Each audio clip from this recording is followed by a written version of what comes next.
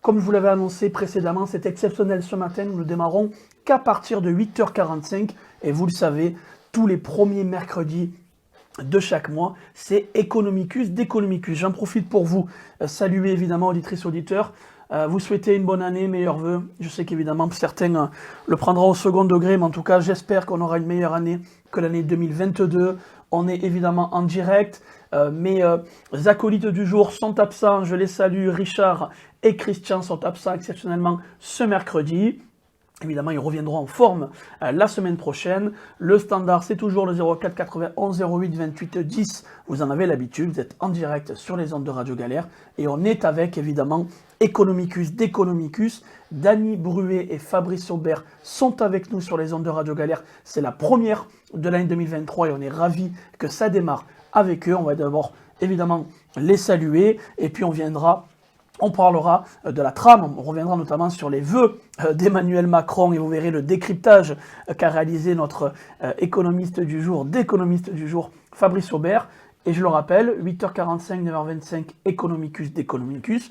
9h30, 10h, c'est dossier culturel. On aura le plaisir de recevoir le théâtre du Bois de l'Aune, qui se trouve à Aix-en-Provence, avec sa chargée de com, Florence Tekit, accompagnée du metteur en scène, Paul Pasco. Voilà. Bonjour Fabrice, bonjour Dany, comment allez-vous messieurs ?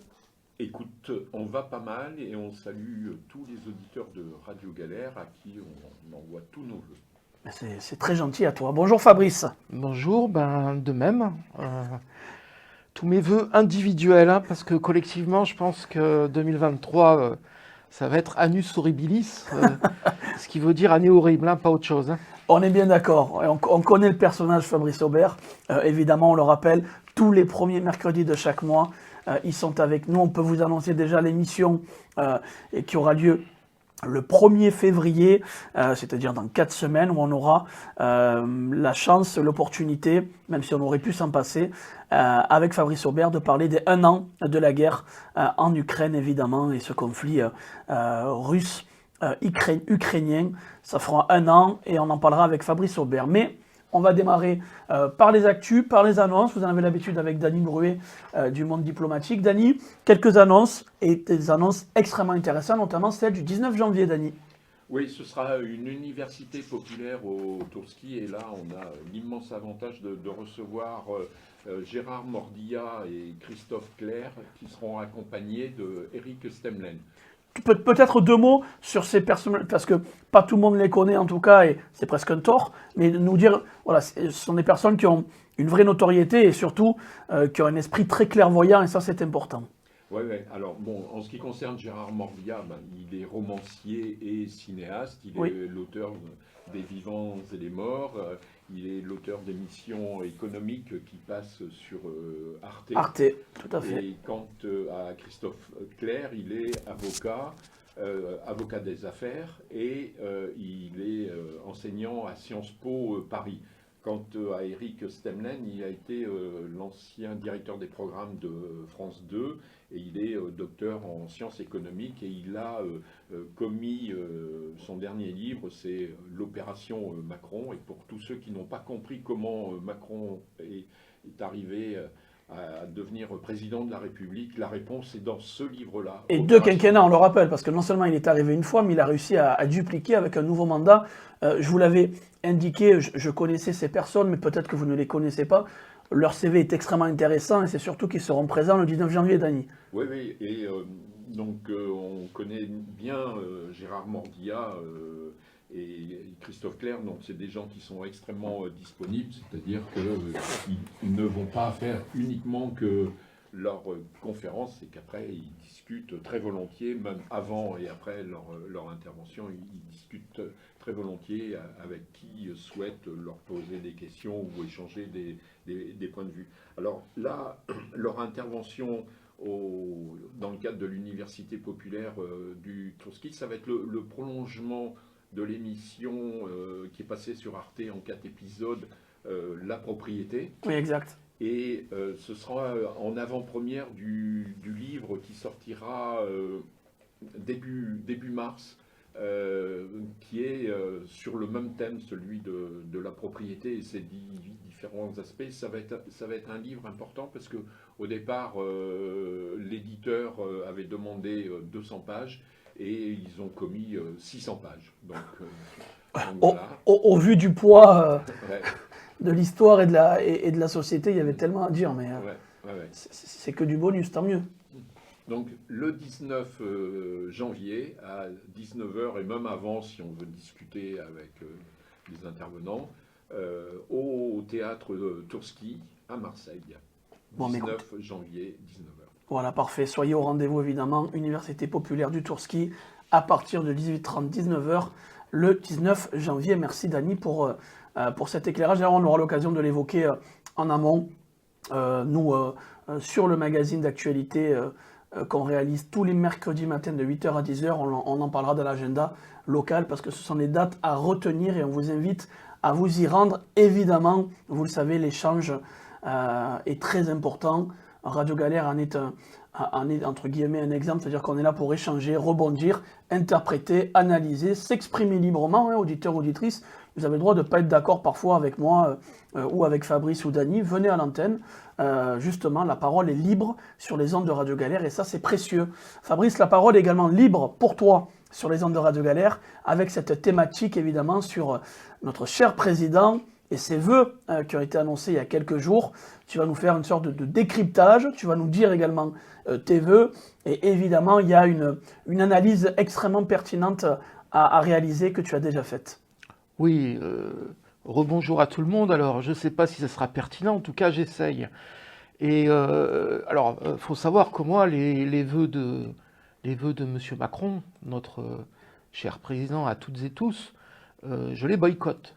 Par contre, j'ai un rôle après, si tu veux. C'est que il me faut essayer de comprendre ce qu'il a dit et décoder pour essayer d'en tirer la substantifique moelle, comme aurait dit Rabelais, c'est-à-dire l'analyse.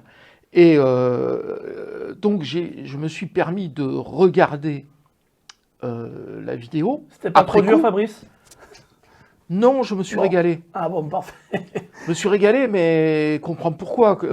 Je veux dire, j'ai essayé de... Je l'ai massacré, en fait. Bon, mais c'est... Non, mais il y a un exercice intellectuel qui est vraiment très intéressant à travers ça. Et tout à fait. Et ça donne les clés du pouvoir. Absolument. Complètement. Comment le pouvoir... Absolument. Comment c'est orchestré, comment on en arrive là, comment on arrive à prolonger la chose, tout à fait. Ouais. Et j'ai fait non seulement la vidéo, mais j'ai récupéré le texte que j'ai analysé. Exact. Et on va commencer par la vidéo. Parce que, si tu veux, moi j'ai eu la chance au cours de mes années universitaires de faire de la sémiologie, c'est-à-dire de l'étude de l'image. Et donc je sais comment se construit un film. Parce qu'un film, c'est aussi un langage, un vocabulaire, des verbes, des expressions, un montage, etc. etc. Et si tu n'as pas les codes, bah, c'est comme si tu ne savais pas lire. Exact. Donc, ça se lit. Et la chose remarquable, et j'ai voulu vérifier, en allant voir les vœux de Macron pour 2022. Donc, j'ai vu les vœux de Macron en vidéo pour 2023, et j'ai, pour vérifier mon hypothèse, regardé les vœux de 2022 de M. Macron. Et, chose remarquable cette année, le cadrage, c'est-à-dire comment la caméra avance vers le président de la République, en train de s'exprimer. Tu as, au début de l'image est large. Puis il y a ce qu'on appelle un zoom, c'est-à-dire tu te rapproches. Et au moment du début du zoom, on voit à côté de M. Macron les deux drapeaux, le drapeau tricolore de la République française et le drapeau européen. Tout à fait, l'Union européenne avec les fameuses étoiles. Voilà. Et, chose remarquable, le cadrage, le zoom, s'arrête en éliminant le drapeau européen. N'est plus cadré par la caméra que le président et le drapeau français. Et ça m'a déjà choqué, si tu veux. Et il fallait en faire une analyse. Et puis il fallait vérifier. Donc j'ai été vérifié pour les votes 2022 et j'invite les auditrices et auditeurs à aller vérifier ce que je dis, mais pour les vœux de 2022, le cadrage est complètement différent. Les deux drapeaux apparaissent et sont maintenus en permanence. On est d'accord que c'est Français. révélateur d'une position actuelle. Ah oui, mais et qu'on me dise pas que c'est un incident de parcours. Non, ça a été voulu, choisi, délibéré. Alors, face à ça, tu peux pas ne pas être surpris, premièrement. Mais deuxièmement, quelle est la signification politique? Et j'observe qu'aucun journaliste médiatique n'a relevé ce fait. Aucun. Moi, j'en Sauf tire... nous ici. Voilà, sauf Fabrice Aubert. Grâce à toi, Fabrice Aubert, tout à fait. Donc, mais moi, je suis un peu fou, donc c'est pour ça. On n'est pas vraiment dans un média dominant ou d'accompagnement du pouvoir. On est bien d'accord avec ça, Dani. Voilà. Donc, si tu veux, je pense, l'hypothèse que je formule, c'est que Macron sait que l'Europe est rejetée par le peuple, parce que le peuple, à tort ou à raison, considère qu'en fait, ce sont l'ensemble des décisions européennes qui viennent de percuter le frappé. Donc ça, c'est un premier début d'analyse. Un deuxième début, donc il se recadre juste sur la nation. Nation, nationalisme. N'oublions pas que nous sommes en guerre. Tu vois le lien? Complètement, moi je le vois très bien. Et nos auditeurs et auditrices également, rassure-toi. Et enfin, autre point, tu sais que même si Macron a été élu comme président de la République, et on sait dans quelles conditions, c'est-à-dire qu'au deuxième tour, faible participation et dans une opposition avec le Front National, donc les gens n'ont pas voté Macron, ils ont voté contre Le Pen. Puis on va dire que le parti de l'abstentionniste est majoritaire. Est majoritaire Voilà. sur notre territoire. Et j'en fais partie. J'en fais partie pour les présidentielles au deuxième tour, pour bien préciser les choses, pas au premier tour. Ce qui se passe, c'est que tu sais qu'après les présidentielles, il y a eu les législatives. Aux législatives... quasiment boycottées par les Français, hein. Je dis bien oui, quasiment, voilà. Oui, mais ce qui en est sorti, c'est une minorité présidentielle. Tout à fait. Il n'a pas la majorité. Et il est obligé de pactiser avec la droite, dont une partie est anti-européenne. Donc c'est un signal envoyé aux Républicains pour dire je vous donne acte sur le fait que l'Europe est un problème et que nous allons tenter de trouver des réponses ensemble aux problèmes qui sont posés. Et c'est pour ça qu'il n'apparaît qu'avec le drapeau français. Okay. Voilà l'analyse que je fais sur le cadrage.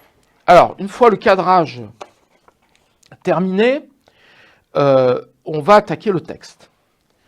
Une analyse qui a été soulignée, j'en profite, c'est notre premier auditeur de l'année 2023 sur les Andes de galère, Samy, qu'on salue, qui nous souhaite une bonne année, et qui nous dit, en effet, moi, j'avais pas du tout capté, et je trouve que votre analyse est très intéressante parce qu'elle est révélateur, encore une fois. Il me dit, j'ai l'impression qu'au final, la France veut briller et on oublie un peu le fédéralisme européen. Voilà, merci Samy pour ce ressenti, et n'hésitez pas à réagir. 04 91 08 28 10, Economicus, d'Economicus, Fabrice Aubert, Dany Bruet. Alors, il dit, bon, je ne vais pas vous faire tout le texte, mais les parties qui m'ont semblé les plus importantes. Les cérémonies de vœux ont ceci de singulier. Elles obligent à parler d'un futur qu'en vérité on ne connaît pas, dont nous savons pourtant avec certitude que nous devrons l'affronter avec nos forces et nos faiblesses, mais en pays unis. Mais quel est le rôle d'un politique, si ce n'est pas d'anticiper le futur? Le rôle de la politique, c'est justement d'analyser une situation donnée, en plus il est là déjà depuis 5 ans, d'en tirer les forces et les faiblesses, de projeter sur l'avenir ce qui peut se passer, et de fait de construire les réponses politiques adéquates en vue justement de minorer les difficultés et de majorer, voire d'optimiser les atouts du pays. S'il n'est pas capable de le faire, il faut qu'ils viennent me voir parce que moi j'ai été rompu à ce genre d'exercice à l'époque voilà. Une vie professionnelle. Contactez Dany Bruet. Dany, ça va plus loin. C'est parce qu'il est prisonnier d'une idéologie qui est le libéralisme. Or, le principe du libéralisme, c'est pas la planification. C'est justement la réalité du marché au jour le jour. Donc, si tu veux, comment Macron, qui se dit libéral, peut prévoir un avenir qu'il refuse de prévoir, puisqu'il appartient à une logique qui s'appelle le libéralisme, dont la seule logique politique, c'est de constater les effets prix du marché. Est-ce que je suis clair? Très clair. Voilà. Alors, il continue. Dans les responsabilités qui sont les miennes, je ne perds jamais de vue cet impératif d'unité de la nation que nous formons tous ensemble. Mais enfin, il se moque de qui? Qui a dit un pognon de dingue? Qui a dit que le social, ça coûtait trop cher? Qui a dit traverse la rue, tu trouves un emploi? Qui a dit les analphabètes? Qui divise le pays? On est d'accord. Non? Bon, évidemment, il y a une démagogie outrancière de la part du président avec son illusoire unité. Et dans le cadre de la crise, rappelle-toi l'émission qu'on a fait la dernière fois sur Joyeux Noël au capital, on a vu à quel point, y compris dans cette période de crise, ce sont les capitalistes, les entreprises capitalistes qui ont le plus profité de la crise, dont un certain Bernard Arnault, devenu désormais champion mondial de la fortune. Tout à fait. Nous sommes d'accord? On est d'accord. Tu vois que j'exagère pas, je fais que parler les faits. Alors, si nous cédions à l'esprit de division, mais l'esprit de division, mais l'esprit, ça renvoie à Dieu. Tu vois, une fois de plus, là, on n'est plus dans la matérialité des rapports sociaux, mais on renvoie à une logique divine. Or, dans la réalité, je le rappelle, mais Bernard Arnault, cette année, son patrimoine a augmenté de 27 milliards d'euros, 70 millions d'euros par jour, 60 000 euros par minute, 600 euros par seconde. Voilà la réalité. C'est donc pas l'esprit de division, c'est la matérialité de la division. Et c'est sa politique qui en a décidé. Je repense aux vœux que je vous présentais à la même heure il y a un an. Qui aurait imaginé à cet instant que, pensant sortir avec beaucoup de difficultés d'une épidémie planétaire, nous aurions affronté en quelques semaines d'imaginables défis, la guerre revenue sur le sol européen après l'agression russe, jetant son dévolu sur l'Ukraine et sa démocratie, des dizaines, peut-être des centaines de milliers de morts, des millions de réfugiés, une effroyable crise énergétique, une crise alimentaire menaçante, l'invocation des pires menaces, y compris nucléaires. Qui aurait pu prédire la vague d'inflation ainsi déclenchée ou la crise climatique aux effets spectaculaires encore eus dans cet été dans notre pays? Alors, ce qui est lamentable, c'est la position. C'est-à-dire qu'il y a eu la guerre en Ukraine et qu'il ne l'ait pas prévu. À la limite, on peut considérer cette hypothèse crédible. Encore que rien n'a été fait pour réellement sauver la paix. Et on y reviendra le mois prochain, puisque je traiterai la question de la guerre. On sera à 1 an de guerre. Mais tout à fait, le 1er février. Mettre en imposition, c'est-à-dire après des virgules, montrer la guerre et y mettre la crise énergétique, la crise alimentaire, la crise nucléaire, la vague d'inflation et la crise climatique, alors que les rapports du GIEC se succèdent depuis des années. Sans succès, sans faire de jeu de mots. Mais de qui se moque-t-il? Tu vois ce que je veux dire? C'est-à-dire, d'un côté, il invoque une force supérieure dont il ne serait pas responsable, alors que moi je dis qu'il est directement responsable de la situation dans laquelle nous sommes. La solidarité nationale financée par les contribuables français, alors là, observons, c'est nous qui nous payons nos propres ristournes. C'est ça la réalité. C'est pas Total. Hein, c'est pas Total. Donc la solidarité nationale financée par les contribuables français a permis d'atténuer la hausse des prix de l'énergie pour chacun. Faut demander au boulanger, hein, je te le dis. 300% de hausse de l'électricité, ils tiennent plus les pauvres. Tout à fait. D'ailleurs, on y reviendra. Moi, je discute avec les boulangers parce que moi, tu vois, j'aime bien ce rapport humain et je fais de la politique avec eux, mais en rapport à leur vécu. Eh ben, je peux te dire qu'ils souffrent, les pauvres. Et on aura l'occasion d'en parler sur les zones de galère et de recevoir probablement des boulangers dans les prochaines semaines sur les zones de galère, évidemment. Donc voilà, a permis d'atténuer la hausse des prix de l'énergie pour chacun, de sauvegarder nos entreprises, de protéger particulièrement les revenus les plus modestes d'entre nous. Il faut demander aux pauvres. Ils sont passés de 9 millions à 10 millions. Et grâce à notre action collective, nous avons soutenu la croissance, contenu l'inflation à des niveaux inférieurs à ceux que connaissent nos voisins et porté le chômage à son plus bas depuis 15 ans. Mais de qui se moque-t-il? Quel chômage? Voilà. Il suffit que tu modifies le thermomètre du chômage et tu le fais baisser. On est d'accord. Les radiations n'ont jamais été aussi nombreuses qu'en ce moment. Alors c'est sûr que le chômage catégorie A baisse, mais le chômage réel n'a pas baissé. Il n'a pas baissé. Et alors, je ne te parle pas de la précarité. Il n'a pas un mot sur le taux de pauvreté? Non, rien. Absolument pas. Non. Les fameux travailleurs pauvres, ceux qui ne peuvent pas se loger, qui dorment dans leur voiture. Alors, en plus, il se donne une bonne conscience en disant qu'il y a eu la création d'un impôt minimal sur les grandes multinationales pour lutter contre l'évasion fiscale. Ouais, mais ça me fait rigoler. Pourquoi c'est venu cette idée? Il n'y aurait pas eu les Panama Papers, les Pandora Papers et tout ce que tu veux comme papers, dans lequel d'ailleurs le président de l'Ukraine a été chopé, hein, faut s'en rappeler. Rappelons, d'accord? tout à fait. Zelensky, là, le pur. Il a été chopé dans je crois que c'est les Pandora Papers. La main dans le sac.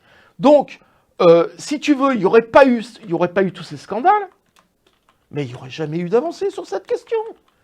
C'est parce que c'est devenu tellement prégnant, tellement scandaleux, qu'enfin, au niveau mondial, et vu les difficultés liées à la crise du Covid, qui, une fois de plus, a endetté les États, pas les fonctionnaires, la crise du Covid a endetté les États, qu'il a fallu trouver des solutions, mais qui sont à l'emporte-pièce, qui ne règlent pas le problème. Fabrice, c'est bien les Pandora Papers pour Zelensky, notamment sur de nombreuses affaires commerciales via des sociétés offshore. Bon, il n'était pas le seul, il y avait le Premier ministre tchèque, le roi de Jordanie, le président du Kenya et d'Ukraine qui avaient dissimulé et donc qui ont été piégés par les Pandora Papers. Voilà.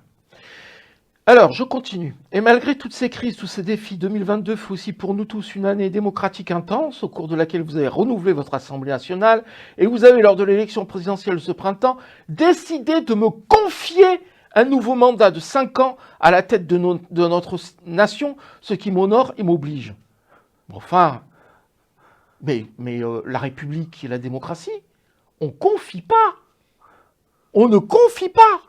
On vote sur un programme. Confier, ça vient de confiance. Et une fois de plus, confiance, c'est la clé de voûte du marché. Donc tu vois que tu votes pour un président censé régler tes problèmes du quotidien qui sont socio-économiques, politiques, et qu'en fait ce monsieur se renvoie, non, il ne se protège pas, mais il renvoie à une logique de marché derrière laquelle il s'abrite. Donc c'est le président d'impuissance, puisqu'il renvoie en permanence à la logique du marché. Voilà ce que je peux en dire. En tout cas, très intéressant cet angle-là que tu viens d'évoquer sur cet aspect-là, qu'on n'avait pas soulevé au final. Ben non. Ben, tu sais, j'ai eu un prof de français extraordinaire qui nous a appris à casser l'os pour trouver la moelle, comme disait Rabelais. Ouais, c'est-à-dire à travailler les textes. Hein, la substantifique moelle. Gargantua. Absolument. 2022 fut aussi, une fois encore, une année de rayonnement artistique, culturel, sportif de notre pays, avec 2 prix Nobel et tant de grands moments de création et de sport. Mais comment peut-il ainsi s'approprier pour lui-même ce qui est le résultat d'un investissement collectif? Car la réussite des prix Nobel, c'est le résultat de notre université, de nos centres de recherche, de nos ingénieurs, etc., etc. D'ailleurs, tous les prix Nobel que nous avons eus sortent de l'école publique. Et ça, il faut le savoir. Oui, et on le dit peu. Et oui. Et c'est pas des écoles privées. Hein, d'accord, oui. C'est de l'école privée. À 20 000 € l'année. Voilà. Pour les écoles privées, les business schools, les management et autres. Absolument. Et quant au sport, alors en plus, tu fais bien de dire ça, parce que tu sais que il y a une école privée de Marseille, la Kevin School Business, Kevin je sais pas quoi, qui a oublié de payer la taxe foncière à la mairie pendant depuis 10 ans. Tout à fait. Et ils sont d'un coup surpris. Ouais. C'est incroyable. Bon, enfin, c'est pas grave. 9h12 sur les ondes de galère, toujours avec Economicus, Déconomicus et le décryptage des vœux d'Emmanuel Macron. Allez, je poursuis parce que sinon, j'aurais pas le temps. Je t'en prie, il nous reste un petit quart d'heure. Aura-t-on des augmentations des prix de l'énergie? Là aussi, nous avons mis des réponses concrètes en place. Je le dis à chacun d'entre vous, alors que les prix de l'énergie ont atteint des niveaux historiques, la hausse restera plafonnée dans notre pays, mais c'est nous qui la payons. Je te dis en particulier à nos artisans, nos boulangers, mais aussi à nos entreprises les plus industrielles. Dès demain, vous aurez des aides adaptées, en plus du bouclier tarifaire déjà mis en place. Alors, je te rappelle quand même que tu as une inflation de 15%, à peu près, hein. Alors, bien sûr, on a un ministre de l'économie qui est magnifique. Lui, il trouve que 6%. Il fait des calculs très, très bons. Mais tu as une hausse des salaires de combien? 4, 5% max. Rappelle-toi que le dernier conflit à la SNCF, c'est les revendications, ça a coûté, je crois, 50 millions d'euros. Hein. La SNCF a fait 2 milliards d'euros de bénéfices. D'accord? Bon, je poursuis. C'est que ce gouvernement a décidé de faire dans nos aéroports dès le lendemain, pour le contrôle aux frontières. C'est ce que le gouvernement a décidé de faire dans les aéroports dès demain pour les avions arrivant de Chine. Mais quel hypocrite! Quels sont les pays qui ont commencé? L'Espagne et le Portugal. Lui, il faut toujours qu'il attende que d'autres fassent pour commencer à faire. C'est pas vrai ce que je dis? Oui, tout à fait. Alors après, là, c'est le morceau gratiné. Devra-t-on travailler plus longtemps en 2023? Là aussi, comme je m'y suis engagé, devant vous, cette année sera en effet celle d'une réforme des retraites qui vise à assurer l'équilibre de notre système pour les années et décennies à venir. Il nous faut travailler davantage. C'est même dans le sens de la réforme de l'assurance chômage qui a été portée par le gouvernement et votée par le Parlement. C'est aussi le sens de cette réforme sur laquelle les partenaires sociaux et le gouvernement vont travailler dans les mois qui viennent. Et plus loin. Mais c'est cela qui va nous permettre d'équilibrer le financement de notre retraite dans notre pays. Et c'est une chance où l'on vit plus longtemps d'améliorer la retraite minimale pour toutes celles et ceux qui ont travaillé pour avoir leur trimestre. Hein. Travailler dans l'intervention de M. Macron revient 12 fois. Tu sais d'où ça vient, travailler? Labeur. Ça vient du latin tripalium. Et tripalium, c'était un instrument de torture romain. Donc ce monsieur, en 10 minutes, nous dit 12 fois travailler. Mais je vais aller plus loin. Sais-tu quel est le seul gouvernement de ce pays qui a modifié la sentence de la République, liberté, égalité, fraternité? On le sait, oui. C'est le gouvernement de Vichy. Et tu sais quel a été le triptyque du gouvernement de Vichy, de M. Pétain, celui qui a serré la main à Hitler? C'était travail, famille, patrie. Travail, famille, patrie. Je fais un retour en arrière. Tout à l'heure, je vous ai parlé du cadrage. À la fin de l'intervention... Alors, le cadrage, je vous en ai expliqué ma perception politique. Mais si tu veux, quand le président de la République, M. Macron, intervient, il intervient au nom de la nation, au sens de la Constitution. Donc le fait qu'il y ait le drapeau tricolore avec M. Macron, ça va tout à fait ensemble. Nous sommes d'accord. Sauf qu'à la fin de l'intervention, le drapeau